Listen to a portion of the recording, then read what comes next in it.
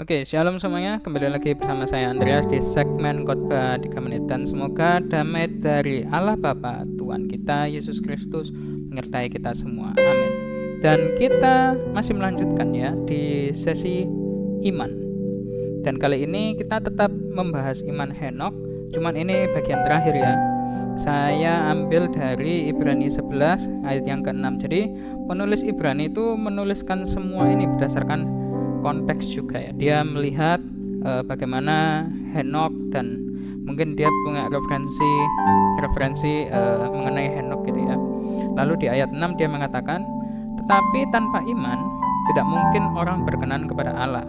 Sebab barang siapa berpaling kepada Allah, ia harus percaya bahwa Allah ada dan bahwa Allah memberi upah kepada orang yang bersungguh-sungguh mencari Dia.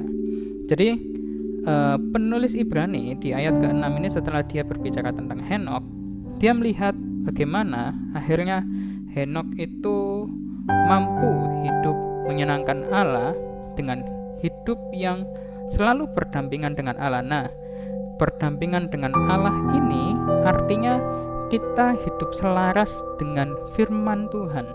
Kita hidup sesuai apa yang disampaikan oleh firman Tuhan kepada kita. Sebagai contoh aja, kalau kita mengerti ya tentang hukum kasih gitu. Kasihlah sama manusia seperti dirimu sendiri, dan kasihilah Tuhan Allahmu dengan segenap akal budimu, segenap kekuatanmu, segenap pikiranmu, jiwamu, dan seterusnya dan seterusnya. Nah, ini adalah hal yang dimana sebagai orang Kristen itu kita harus melakukannya begitu. Nah, seperti yang juga saya sampaikan di short yang beberapa waktu lalu ya, cara praktis untuk menyenangkan Allah itu adalah dengan melakukan apa yang diperintahkan Allah di dalam firman Tuhan. Dan itu semua dirangkum oleh Yesus dengan satu ayat ya. Dia mengatakan, apa yang ingin orang lain itu perbuat kepadamu, perbuatlah demikian. Dengan kata lain, kalau kamu ingin orang lain itu berbuat baik kepada kita, pada diri kita, maka kita juga berbuat baik kepada orang itu.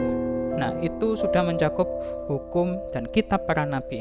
Nah, itulah yang dimaksud dengan bersungguh-sungguh mencari Allah. Nah, pertanyaannya adalah, apakah sampai hari ini kita selalu mengusahakan untuk melakukan firman Tuhan?